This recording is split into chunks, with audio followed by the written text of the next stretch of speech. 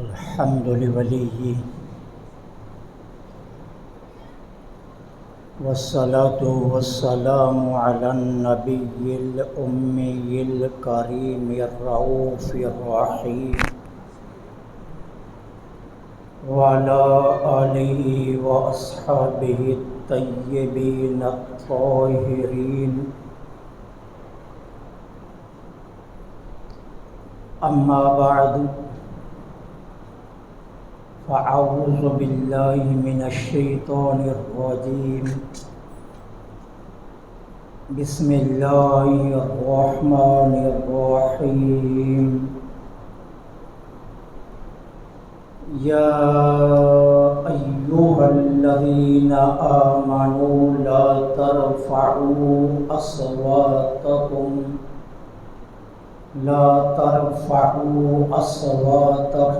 فوق صوت النبي ولا تجهروا له بالقول كجهر بعضكم لبعض أن تحبط أعمالكم وأنتم لا تشعرون.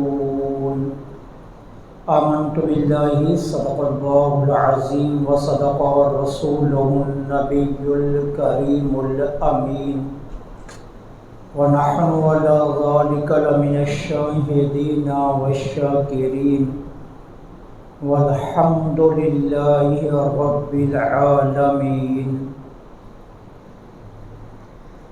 مولاي صل وسلم دائما أبدا على حبيبك خير الخلق كلهم فإن من جودك الدنيا وذرتها ومن علومك علم اللوح والقلم.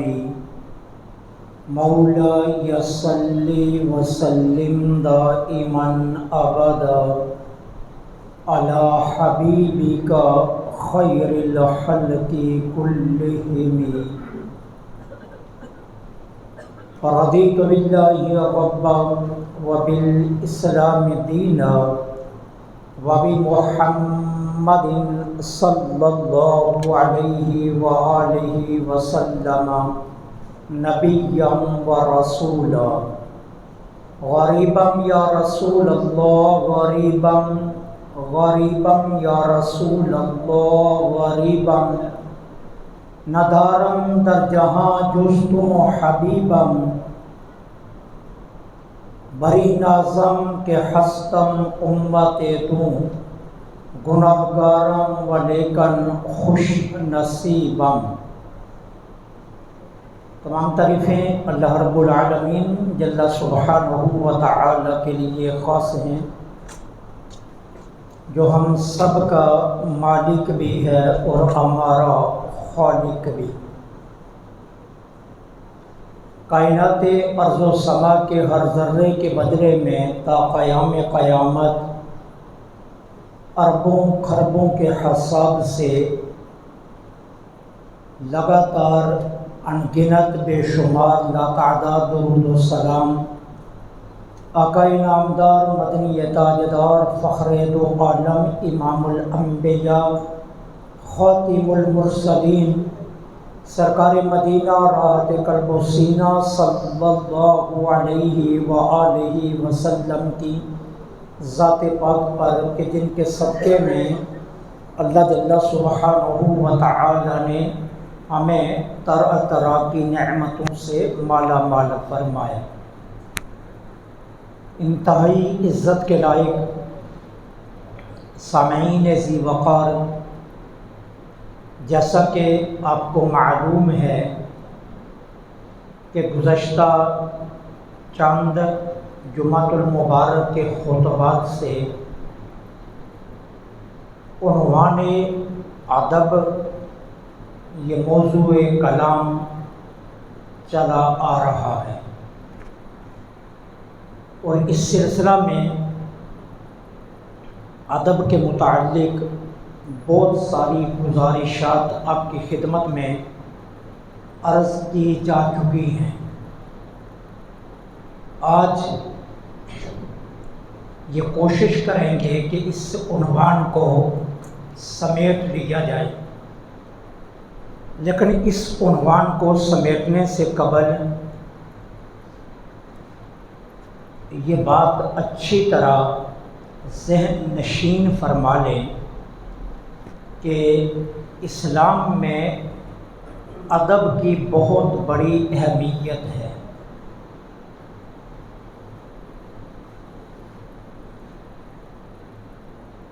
نچلی سطح سے لے کر اللہ رب العالمین جل سبحانہ و تعالی کی ذات تک ہر ایک مقام میں ادب لازم ہے۔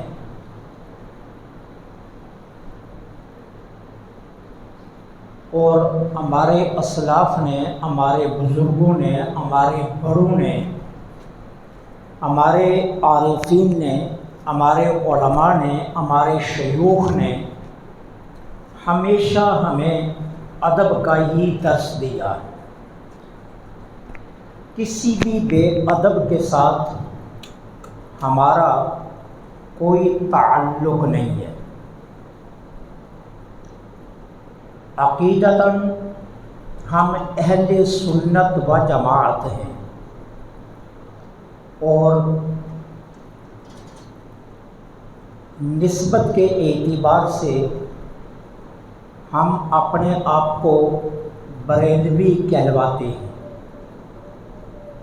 پوری دنیا کے تمام مکاتب فکر کے لوگ اور پوری دنیا کے صاحبان علم اس بات کے معترف ہیں کہ امام اہل سنت مجدد دین و ملت مولانا شاہ احمد رضا خان فاضل بریلوی رحمۃ اللہ علیہ نے اپنے ماننے والوں کو سب سے بڑا جو سبق دیا وہ ادب کا سبق ہے۔ اہل سنت کی بنیادی پہچان ہی ادب ہے۔ اس سلسلہ میں اعلیٰ حضرت رحمۃ اللہ علیہ کا ترجمہ قرآن آپ اٹھا کر دیکھ لیں، بات تقدیس باری تعالی کی ہو یا مقام نبوت و رسالت کی ہو، ملائکہ کے مرتبے کی بات ہو یا اولیاء عظام کی، جس قدر ادب احترام امام اہل سنت نے اپنے ماننے والوں کو سکھایا ہے، کسی اور کے ہاں آپ کو یہ چیز نہیں ملے گی۔ اور یہ مطالبہ مولانا احمد رضا خان فاضل بریلوی رحمۃ اللہ علیہ کا نہیں ہے، یہ ذہن نشین فرما لینا۔ ادب کا اصل مطالبہ قرآن کا بھی ہے اور سرکار علیہ الصلاۃ والسلام کا بھی۔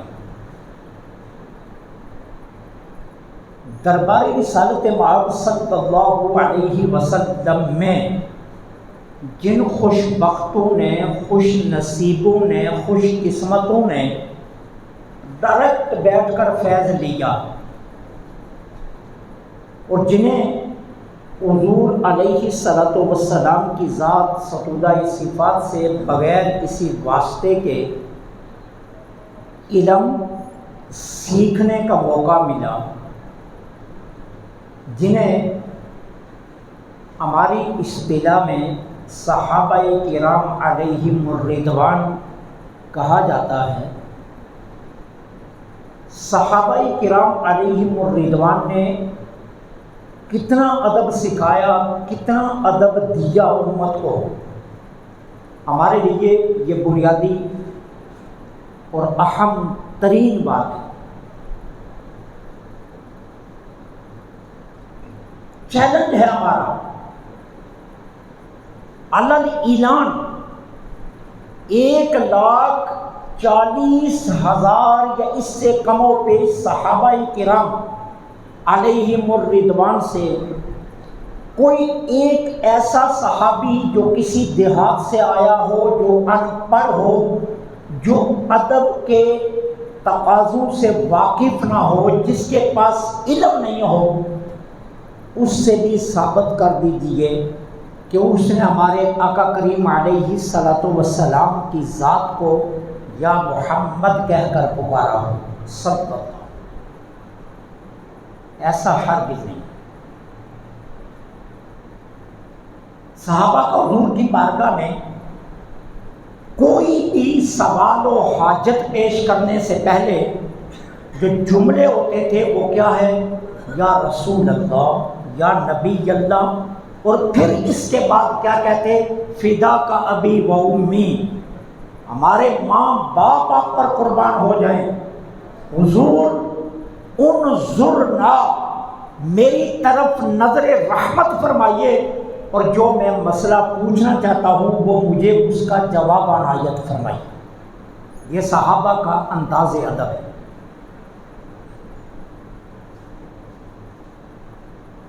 بحیثیت مسلمان ہمیں آئنسٹائن سے، بحیثیت مسلمان ہمیں بش سے، بحیثیت مسلمان ہمیں ملکہ عزت سے، بحیثیت مسلمان ہمیں دنیا کے کسی حکمران سے ادب سیکھنے کی ضرورت نہیں ہے۔ بحیثیت مسلمان ہمیں صحابہ کی بارگاہ میں رجوع کی ضرورت ہے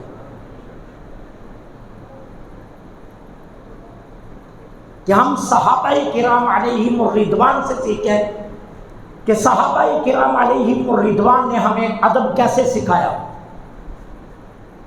کہ جب صحابہ کرام حضور کی بارگاہ میں کوئی بھی سوال لے کر پیش ہوتے تو انداز ادب یہ تھا کہ حضور کی بارگاہ میں پہلے عرض کرتے یا رسول اللہ صلی اللہ علیہ وسلم، اور اس کے بعد کیا عرض کرتے؟ فدا کا ابی و امی، حضور میرے ماں باپ آپ پر قربان ہو جائیں، یہ میرا معاملہ ہے اور اس کا مجھے جواب چاہیے۔ ادب دیکھیے، اور پھر دوسری جانب دیکھیے، ہم کبھی کبھی آپس کے قریب ترین کے رشتوں میں بے تکلف ہو کر بے ادبانہ گفتگو کرتے ہیں، لیکن صحابہ سے ذرا سیکھیے۔ حضور کے چچا ہیں حضرت عباس رضی اللہ تعالیٰ عنہ،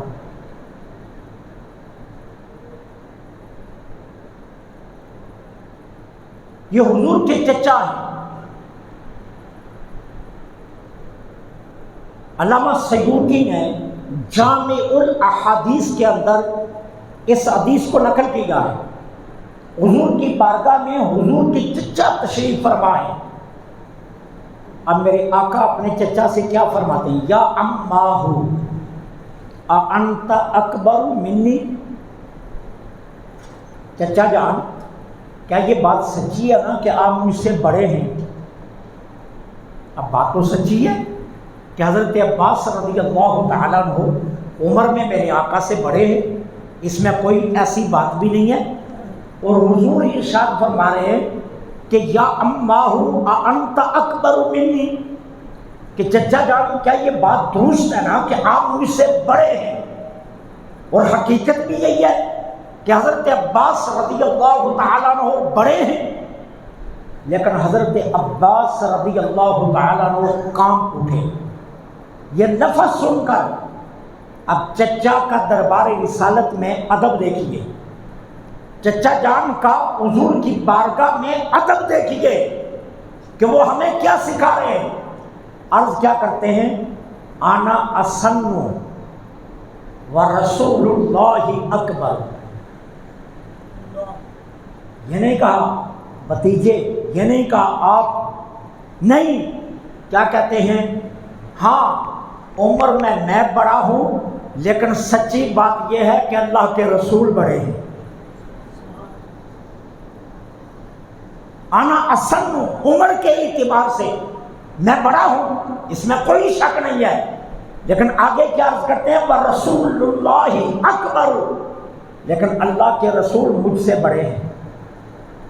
میرے سامنے دو چیزیں آ گئی ہیں، ایک ہے میرے بھائی کے بیٹے، ایک ہے میرا بھتیجا، لیکن ادب کا تقاضا یہ ہے کہ نہ میں بھتیجے کو دیکھوں نہ بھائی کے بیٹے کو دیکھوں، میں یہ دیکھوں کہ میرے سامنے اللہ کے رسول ہے۔ یہ صحابہ ہمیں ادب سکھا رہے ہیں۔ صحابہ کے بعد ہم نے ادب کس سے لینا ہے؟ ہمیں تو صحابہ کرام علیہم رضوان کی بارگاہ میں ہی تو رجوع کرنا ہے۔ حضور کے چچا عرض کرتے ہیں یہ بات سچی ہے کہ عمر کے اعتبار سے میں بڑا ہوں، لیکن حق یہ ہے کہ اللہ کے رسول بڑے ہیں۔ حضرت انس رضی اللہ تعالیٰ عنہ کی مرویات میں سے یہ روایت کتب احادیث کے اندر موجود ہے۔ کسی ایک کتاب کا میں حوالہ اس لیے نہیں دے رہا کہ یہ متعدد کتب احادیث کے اندر یہ حدیث پاک موجود ہے، لیکن ایک کتاب آپ کی تسلی کے لیے عرض کر دیتا ہوں، شمائل ترمذی۔ شمائل ترمذی کی تمام احادیث سیاق ستہ میں موجود ہے۔ شمائل ترمذی جو کتاب لکھی گئی ہے یہ سیاق ستہ سے حدیثیں لے کر مرتب کی گئی ہے۔ اب شمائل ترمذی کے اندر یہ حدیث پاک موجود ہے۔ حضرت انس رضی اللہ تعالی عنہ روایت کرتے ہیں کہ جب کبھی حضور اپنے کاشانہ اقدس پر موجود ہوتے، حضور اپنے حجرات میں سے کسی حجرہ مبارکہ کے اندر موجود ہوتے اور کسی صحابی کو اشد ضرورت پڑ جاتی حضور سے کوئی بات پوچھنے کی یا ملاقات کی، ویسے تو دستور صحابہ کرام علیہم الرضوان کا یہی تھا کہ جب حضور اپنے حجرات میں سے کسی حجرہ مبارکہ کے اندر ہوتے تو پھر کوئی صحابی نہیں آیا کرتے تھے، انتظار کرتے، مسجد نبوی میں بیٹھ جاتے، حضور خود تشریف لائیں گے تو میں اپنا مسئلہ دریافت کر لوں گا۔ لیکن کبھی ایسی اشد ضرورت پیش آ جاتی کہ انہیں اسی وقت حضور سے ملنا ہوگا، تو اب صحابہ کرام کا انداز ادب دیکھیے۔ حضرت انس فرماتے ہیں حضور کے حجرہ مبارک کے دروازے پر صحابہ دستک کیسے دیتے؟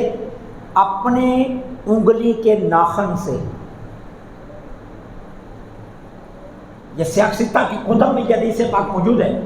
انگلی کے ناخن سے، انگلی کے ناخن سے حضور کا در انور کھٹکھٹاتے، ہاتھ سے نہیں، انگلی سے نہیں، ہتھیلی سے نہیں، مکے سے نہیں، بلکہ کیا کرتے؟ ہاتھ کی انگلی کے ناخن سے دستک دیتے تاکہ اتنی آواز کم سے کم ہو کہ جس سے حضور کو ایذا نہ پہنچے۔ یہ ادب کا معیار دیکھیے جو صحابہ کرام ہمیں سکھا رہے ہیں، جو صحابہ کرام علیہم الرضوان ہمیں بتا رہے ہیں کہ یہ ادب ہے۔ ادب اس کو کہتے ہیں۔ اس حد تک ادب کے معاملہ میں باریکی تک صحابہ جاتے ہیں کہ حضور کے کاشانہ اقدس پر دستک کی اگر ضرورت پیش آتی تو اپنے ہاتھ کی انگلی کے ناخن سے حضور کا دروازہ کھٹکھٹاتے۔ اب ایک اور انداز دیکھیے، میرے آقا کریم علیہ الصلوۃ والسلام تقریباً 1500 صحابہ کے ساتھ ہجرت کے بعد پہلی مرتبہ عمرہ کی نیت سے احرام باندھ کر مدینہ طیبہ سے آئے۔ حدیبیہ کے مقام پر جب حضور پہنچے کفار مکہ کو پتہ چلا کہ یہ 1500 صحابہ کے ساتھ حضور آئے۔ انہیں یہ اندیشہ ہوا، اپنا ان کا ایک ذاتی گمان قائم ہوا کہ یہ شاید ہم پر حملہ کرنے آئے۔ انہوں نے پیغام بھیجا کہ ہم آپ کو عمرہ نہیں کرنے دیں گے۔ بات لمبی ہے لیکن میں اصل عنوان کی طرف جو بات ہے صرف اس ایک بات کو لوں گا۔ اب یہاں ایک صلح نامہ طے ہوا جس کو صلح حدیبیہ کہتے ہیں. ایک صلح نامہ لکھا گیا. اس میں یہ تھا اس سال آپ عمرہ نہیں کریں گے، اگلے سال آپ عمرہ کرنے آئیں گے، اور بھی بے شمار شرائط تھیں. اب ہوا یہ، حضور یہاں احرام کھولا اور واپس مدینہ طیبہ تشریف لے آئے. 1 سال کا معاہدہ تھا. اب معاہدے کی مدت ختم ہونے کے قریب آ گئی، لیکن کفار چاہتے تھے کہ یہ معاہدہ مزید آگے بڑھایا جائے. سال مکمل ہو رہا ہے، ابھی مزید اس میں مدت کو بڑھایا جائے. اب مدینہ طیبہ میں حضور سے مدت بڑھانے کا مطالبہ کرنے کے لیے کون جائے گا؟ اب مکہ میں ایک اجلاس ہوا، اس میں طے ہوا کہ چونکہ ابو سفیان کی بیٹی حضرت ام المومنین ام حبیبہ رضی اللہ تعالی عنہا حضور کے گھر ہیں، حضور کی عالیہ ہیں، آقا کریم کی زوجہ مطہرہ ہیں، لہذا ابو سفیان کو بھیجا جائے. اس طرح حضور تک رسائی میں آسانی رہے گی کہ یہ کہہ کر چلے جائیں گے کہ میں اپنی بیٹی کو ملنے آیا ہوں، اور جب حضور سے ملاقات ہوگی تو یہ معاملہ سامنے رکھ دیں گے. ایسا ہی ہوا. ابو سفیان جنہوں نے ابھی کلمہ نہیں پڑھا تھا، انہیں بھیج دیا گیا مدینہ طیبہ میں. یہ سیدھے مدینہ طیبہ میں جب آئے تو آ کر لوگوں سے پوچھا کہ میری بیٹی کا کون سا حجرہ ہے. انہیں بتایا گیا کہ یہ دروازہ آپ کی بیٹی کے حجرے کا ہے. انہوں نے اپنی بیٹی کے دروازے پر دستک دی. حضرت ام حبیبہ رضی اللہ تعالی عنہا تشریف لائی. سامنے دیکھا والد. اب دروازہ کھولا، باپ کو اندر بلا لیا. اب تخت بچھا ہے اور تخت پر میرے آقا کا بستر لگا ہوا ہے جس پر حضور تشریف فرما ہوتے ہیں. اب باپ ہے مکے کا سردار، باپ مکے کا سردار ہے اور بیٹی کے گھر آیا ہے. حضرت ام حبیبہ تیز تیز قدموں سے آگے بڑھی، بستر لپیٹ دیا اور بستر اٹھا دیا، تخت ننگا کیا اور ننگے تخت پر باپ کو کہا بیٹھیے. اب مکے میں جو مخمل پر بیٹھتا تھا، مکے پر جو بڑے بڑے تکیوں پر بیٹھ کر فیصلہ کرتا تھا، وہ سب سفیان کو یہ بڑا ناگوار گزرا کہ میں بیٹی کے گھر آیا اور اس نے بستر لپیٹ دیا. تو آپ اپنی بیٹی سے پوچھتے ہیں تو نے یہ کیوں کیا، یہ بستر کیوں لپیٹا، مجھے بستر پر کیوں نہیں بیٹھنے دیا. اب حضرت ام حبیبہ رضی اللہ تعالی عنہ آگے سے جواب کیا دیتی ہیں؟ فرماتی ہیں یہ بستر ہے رسول اللہ صلی اللہ علیہ وسلم. ادب کا تقاضا کیا ہے؟ ادب یہ ہے کہ حضور کے بستر پر حضور کے علاوہ کسی اور کو اجازت نہ دی جائے. تو باپ ضرور ہے، تو مکے کا سردار ضرور ہے، تو خاندان قریش کا بڑا بندہ ضرور ہے، مانا تو صاحب ثروت ہے، صاحب دولت ہے، ساری باتیں مانی، لیکن حضور کے بستر پر تجھے نہیں بٹھایا جا سکتا. ادب یہ ہے کہ حضور کے بستر پر حضور کے علاوہ کوئی اور نہ بیٹھے. صحابہ اور صحابیات امت کو ادب کے انداز بتا رہے ہیں کہ ادب کہتے کس کو ہیں، ادب کی حقیقت کیا ہے.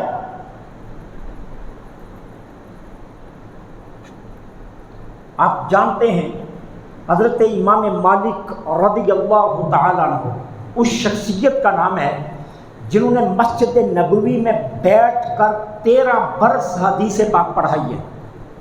مسجد نبوی کے اندر بیٹھ کر 13 برس لگاتار حدیث پڑھائی مسجد نبوی میں. حضرت امام مالک کا انداز ادب دیکھیے، بے شمار انداز امام مالک کے ادب کے، لیکن ایک انداز آپ کے سامنے رکھنے لگا ہوں.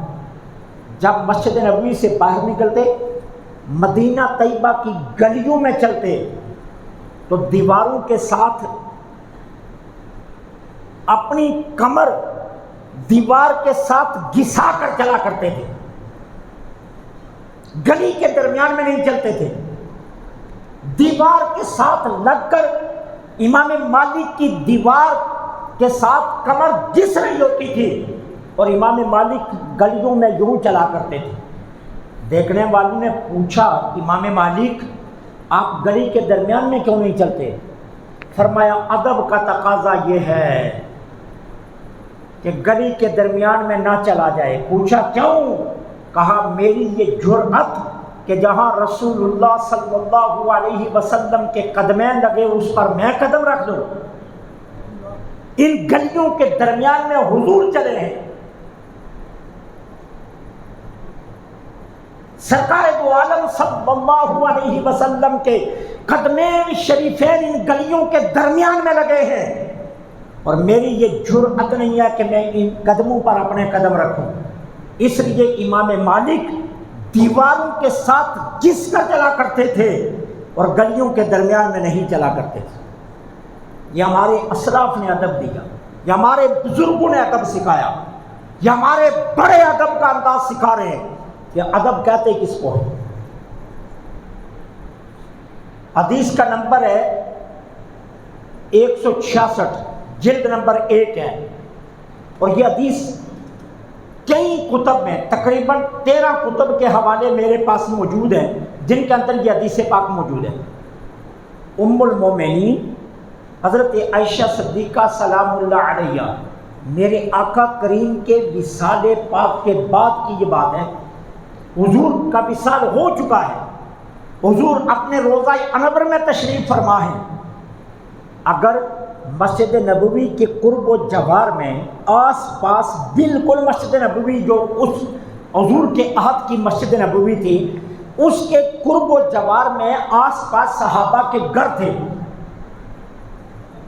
اب کیا حضور کے وصال پاک کے بعد اگر کسی گھر میں کوئی کیل ٹھونکتا، کوئی گھر میں اپنے گھر میں کوئی کیل لگا رہا ہوتا اور اس کی آواز بلند ہوتی تو حضرت عائشہ صدیقہ سلام اللہ علیہ اس کے گھر پیغام بھیجتی کہ کیل آرام سے ٹھوکو، اللہ کے رسول صلی اللہ علیہ وسلم کو ایذا نہ دو، یہ ادب کے خلاف ہے کہ تمہارے گھر میں کیل ٹھونکی جائے اور اس کی آواز رسول اللہ کے روضہ انور تک آئے۔ یہ اسلاف ادب سکھا، یہ بزرگان دین، یہ ہمارے بڑے ہمیں بتا رہے ہیں کہ ادب کہتے کس کو ہے۔ میں نے پہلے عرض کیا ذات باری تعالی جل سبحانہ سے لے کر نیچے 2-3 سال کے بچے تک اسلام ہمیں ادب کی تعلیم دیتا ہے۔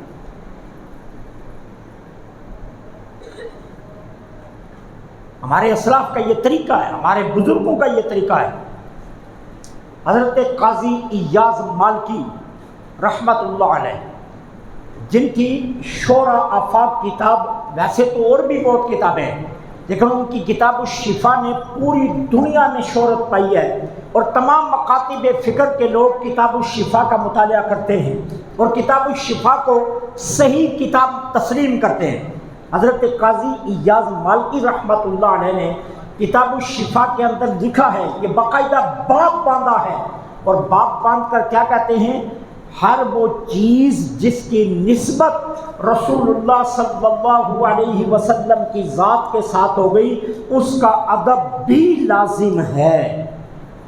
یہ قاضی ایاز رحمت اللہ علیہ نے کتاب الشفا میں پورا باب باندھا ہے ادب کے عنوان پر کہ ہر وہ چیز جس کی نسبت رسول اللہ صلی اللہ علیہ وسلم کی ذات کے ساتھ ہو گئی اس کا ادب لازم ہے امت پر کہ اس چیز کا ادب کرے۔ اور اس میں قاضی ایاز رحمۃ اللہ علیہ نے بے شمار واقعات و مثالیں اور روایات سے ثابت کیا ہے کہ صحابہ کرام حضور کی نسبتوں کا کتنا احترام کرتے تھے، کتنا لحاظ کرتے تھے، کتنا خیال کرتے تھے صحابہ کرام حضور کی نسبتوں کا، اور ان کا کتنا ادب و احترام ہوتا تھا۔ اب میں آپ کے سامنے چند اسلاف کے اقوال رکھتا ہوں تاکہ اس عنوان کو سمیٹتے ہوئے آپ کو ادب کی اہمیت کا پتہ چلے۔ سیدنا حضرت عمر بن خطاب رضی اللہ تعالیٰ عنہ کے متعلق یہ آتا ہے کہ حضرت عمر رضی اللہ تعالیٰ عنہ کی بارگاہ میں جب بھی کوئی شخص آتا اور آ کر عرض کرتا حضور میں علم پڑھنا چاہتا ہوں، حضرت عمر کی بارگاہ میں آ کر عرض کرتا، چونکہ مسجد نبوی میں علم کے حلقے لگتے تھے، مختلف صحابہ کرام مسجد نبوی میں بیٹھ کر علم پڑھا رہے ہوتے تھے، حضرت عبداللہ بن عباس قرآن کا علم دے رہے ہوتے، حضرت عبداللہ بن مسعود فقہ کا علم دے رہے ہوتے، حضرت عبداللہ بن عمر جو ہے یہ مسائل کا علم دے رہے ہوتے۔ اس طرح مختلف حلقے صحابہ کے لگتے تھے جہاں صحابہ بیٹھ کر مختلف مسائل پر علم دے رہے ہوتے تھے امت کو۔ کوئی شخص حضرت عمر کی بارگاہ میں حاضر ہو کر عرض کرتا حضور میں علم پڑھنا چاہتا ہوں۔ اب حضرت عمر کا فرمان سنیے، فرماتے کیا؟ علم پڑھنے سے پہلے ادب سیکھو۔ فرماتے علم بعد میں پڑھنا، پہلے ادب سیکھو۔ ہمارا المیہ یہی ہے، ہماری آج مصیبت یہی ہے، ہم ڈگریاں کر لیتے ہیں لیکن ادب نہیں آتا۔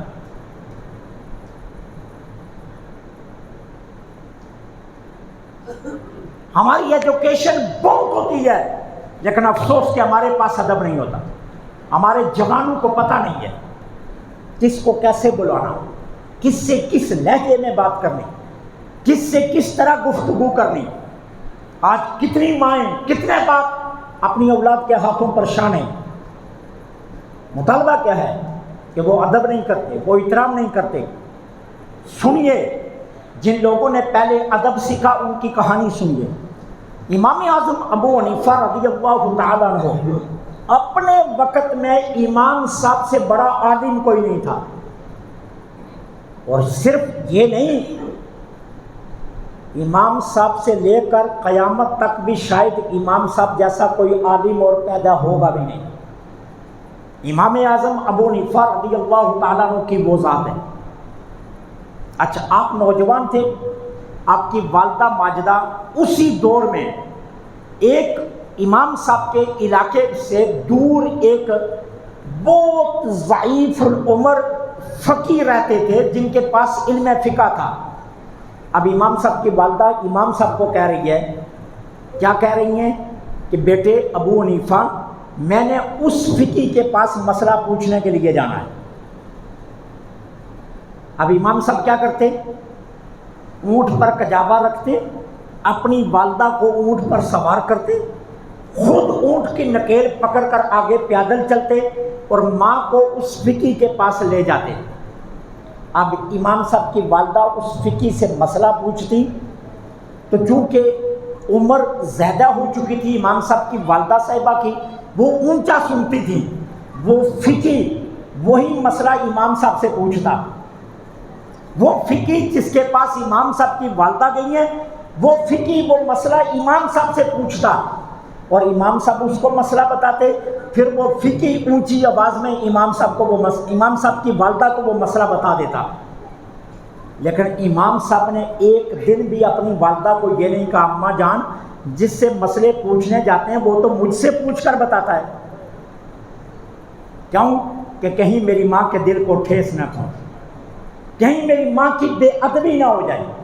ادب کا اتنا پاس رکھتے کہ ماں جب بھی فرماتی کہ ابو حنیفہ میں نے مسئلہ پوچھنے جانا ہے، امام صاحب سواری تیار کرتے، ماں کو سوار کرواتے اور فقی کے پاس لے جاتے، حالانکہ وہ فقی امام صاحب سے مسئلہ پوچھ کر بتایا کرتا تھا۔ یہ ادب ہے جو ہمارے اسلاف نے سکھایا، ہمارے بزرگوں نے یہ ادب ہمیں دیا ہے، ہمارے بڑوں نے یہ ادب سکھایا ہے۔ آج ہمارے نوجوانوں کے پاس ادب نہیں ہے، آج ہمارے نوجوانوں کا لہجہ اتنا تلخ ہے کہ ماں باپ، بڑے بھائی، بڑے رشتے، محلے دار ان کے لہجوں سے پریشان ہیں۔ حضرت عمر کی بارگاہ میں جب بھی کوئی آتا میں نے علم حاصل کرنا ہے تو حضرت عمر کیا ارشاد فرماتے؟ علم بعد میں پڑھنا، پہلے ادب سیکھو، پہلے ادب سیکھو، علم بعد میں پڑھ لینا۔ ہمارے یہاں کیا ہے، علم پڑھا جاتا ہے لیکن ادب نام کی شے کوئی نہیں آتی. نتیجہ یہ نکلتا ہے کہ ڈگریوں کے باوجود بھی طوفان بدتمیزی اسی جگہ قائم رہتا ہے. سیدنا حضرت علی المرتضی رضی اللہ تعالی عنہ کا قول سنیے. آپ کیا فرماتے ہیں؟ فرماتے ہیں ہر شے کی کوئی نہ کوئی قیمت ہے. سیدنا علی المرتضی فرماتے ہیں ہر شے کی کوئی نہ کوئی قیمت ہے. فرماتے ہیں انسان کی قیمت کیا ہے؟ حضرت علی کا قول. فرماتے ہیں ہر شے کی کوئی قیمت ہے نا، انسان کی بھی کوئی قیمت ہونی چاہیے. فرمایا انسان کی قیمت ادب ہے.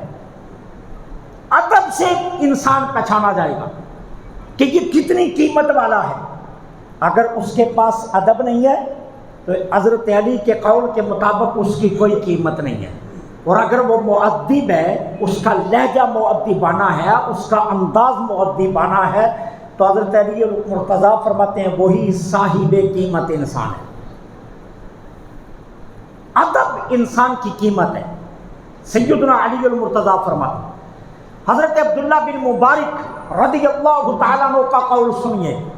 آپ فرماتے ہیں اگر مجھے پتا چلے کہ ایک ایسا شخص کسی جگہ رہ رہا ہے جس کے پاس اولین و آخرین کا علم ہے، اتنا بڑا عالم ہے کہ اس کے پاس پہلی کتابوں کا بھی اور بعد کی کتابوں کا بھی علم ہے، آسانی سے سمجھ لو وہ توریت بھی جانتا ہے، زبور بھی جانتا ہے، قرآن بھی جانتا ہے، انجیل بھی جانتا ہے، اسے پہلی امتوں کا علم بھی ہے اور حضور کی امت کا بھی سارا علم ہے. حضرت عبداللہ بن مبارک فرماتے ہیں مجھے پتا چلے کہ ایک ایسا شخص ہے کہ جس کے پاس اتنا علم ہے لیکن اس کے پاس ادب نہیں ہے، تو فرماتے ہیں میرے دل میں اس سے ملنے کا ایک ذرہ برابر بھی شوق نہیں ہے. میں اس شخص سے ملنا بھی پسند نہیں کرتا کہ اگر اس کے پاس اتنا علم ہے لیکن ادب نہیں ہے. فرمایا میرے دل میں اس سے ملاقات کا ذرہ برابر بھی شوق نہیں ہے، میں اس سے ملنا ہی نہیں چاہتا. کیوں کہ علم کو کیا کرنا ہے اگر ادب نہیں ہے؟ ادب بنیادی چیز ہے. سیدی حضور محبوب سبحانی الشیخ سید عبد القادر جیلانی غوث اعظم رضی اللہ تعالیٰ عنہ کا قول سنیے. آپ فرماتے ہیں بے ادب اللہ کا بھی معتوب ہے اور مخلوق کا بھی معتوب ہے. کیا مطلب؟ اللہ کے ہاں بھی اس کی کوئی قدر نہیں ہے اور مخلوق کے ہاں بھی اس کی کوئی قدر نہیں. بے ادب کی قدر اللہ کے ہاں بھی کوئی نہیں ہے. یہ حضور سیدی غوث اعظم کا قول ہے. فرماتے ہیں اللہ کا بھی معتوب ہے اور وہ مخلوق کا بھی معتوب ہے جس کے پاس ادب نہیں ہے. حضرت ابو عبداللہ بلخی، یہ بلخ کے بہت بڑے ولی کامل ہیں، ابو عبداللہ بلخی رحمت اللہ علیہ، ان کا قول کیا ہے؟ وہ فرماتے ہیں ادب کا حاصل کرنا علم سے بھی زیادہ اہم ہے. جتنا علم پڑھنا ضروری ہے وہ فرماتے ہیں اس سے زیادہ ضروری ہے ادب سیکھنا. علم ہوا ادب نہ ہوا تو کیا کرو گے؟ اگر علم ہوا ادب نہ ہوا تو پھر کیا کرو گے؟ علم والے نہیں ہوتے جو اپنے ہی اساتذہ کو مارتے ہیں. کیا یونیورسٹیوں میں پروفیسروں کو گالیاں نہیں دیتے بچے؟ کیا یہ جھوٹ ہے کہ پروفیسروں کے راستے روکے جاتے ہیں؟ کیا یہ غلط ہے کہ یونیورسٹیوں میں بچیاں اغوا ہوتی ہیں؟ کیا یہ غلط ہے کہ بچوں کی عزتیں لوٹی جاتی ہیں؟ کیا یہ غلط ہے کہ بچوں کے اوپر آوازیں کسی جاتی ہیں؟ وہ علم والے ہوتے ہیں جو یہ حرکتیں کر رہے ہوتے ہیں. کوئی غیر تو نہیں ہوتا، کسی جاہل نے تو یہ حرکت نہیں کی ہوتی. وہ سارے علم والے ہوتے ہیں لیکن افسوس کیا ہوتا ہے کہ ان کے پاس ادب نہیں ہوتا. ادب نہ ہونے کی وجہ سے یہ علم والے جاہلوں سے بھی بدتر بن جاتے ہیں. تو اس لیے حضرت ابو عبداللہ بلخی رحمت اللہ علیہ فرماتے ہیں کہ علم کے حاصل کرنے سے بھی زیادہ اہم ہے ادب کا حاصل کرنا. اگر ادب نہیں ہے تو علم کو آپ کیا کریں گے؟ اس لیے ادب بنیادی چیز ہے اسلام کے احکامات میں.